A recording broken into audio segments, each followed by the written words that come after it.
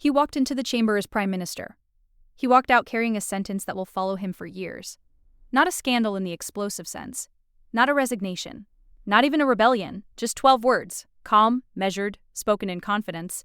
That came back to stare him in the face under the bright lights of Parliament. And on this particular day, those words refused to stay in the past. There he stood, Keir Starmer, chin slightly raised, voice steady, posture perfectly calibrated. The image of control. The image of discipline. The former prosecutor who built his reputation on precision and caution. But politics has a peculiar habit. It waits, it listens, and when the timing is right, it quietly replays your greatest promises at the worst possible moment.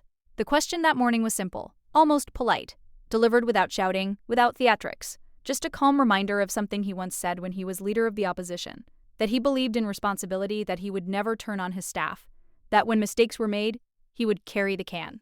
It sounded noble then. It sounded principled. It sounded like leadership. But now?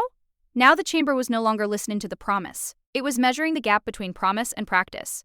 Because over recent months, the exits from Downing Street had started to stack up. Senior advisors gone, communications chiefs replaced. Key figures removed after controversies that landed on front pages. Each departure defended. Each decision explained as necessary. Each change framed as accountability in action. But politics is not only about explanations.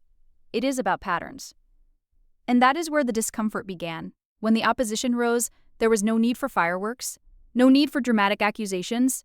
Instead, they reached into the archive. They held up his own words like a mirror. What changed? They asked. Not once. Not twice. Again. And again. What changed?